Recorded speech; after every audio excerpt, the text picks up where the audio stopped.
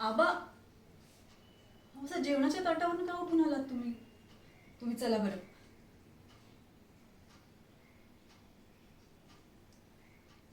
आबा, आपण नको यात पडायला.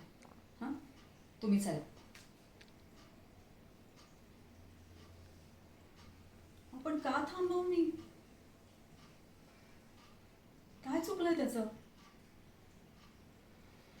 तुम्ही चला जेवायला. हो, कसली तत्व आबा? हां, जुन्या झाल्या त्या गोष्टी. आता नको हा विषय वाढवायला. हां, तुम्ही खरंच चला जेवायला.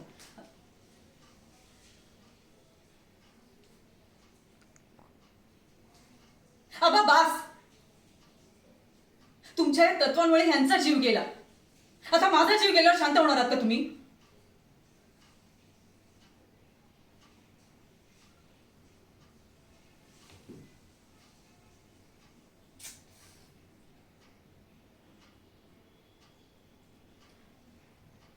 आबा, आबा हे बघा, मला तुम्हाला नव्हतं काही म्हणायचं.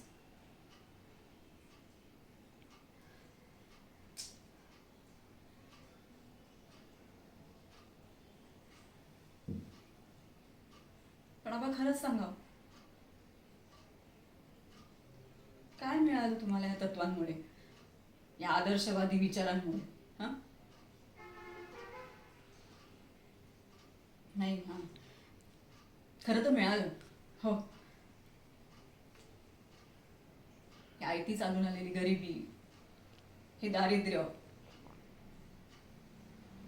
मिळालं ना. डोळ्यात हसत हसत येणारं दुःख पण.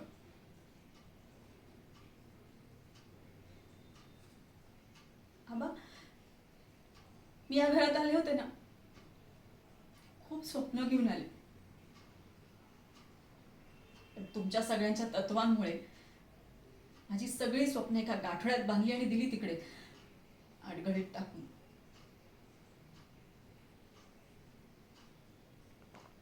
पण मी एकदा तरी तक्रार केली का हो तुमच्याकडे? तुम्ही जसं ठेवलं तशी राहिले.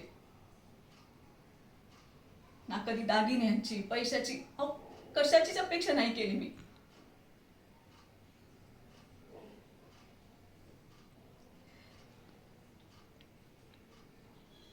आता आबा बास ना. मी जे काही सहन केलं ना, ते माझ्या मुलांना करायला लागू नये एवढंच वाटतंय हो मला. त्यांना त्यांच्या पद्धतीने जगू द्या ना.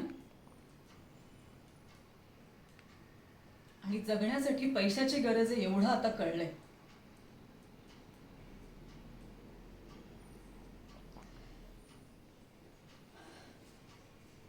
आणि आबा, आता हा विषय नको वाढवायला.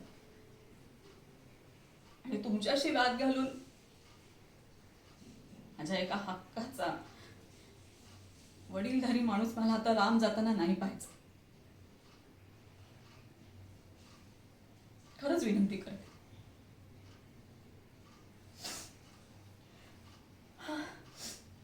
चला तुम्ही, तुम्ही जेवायला चला बरं.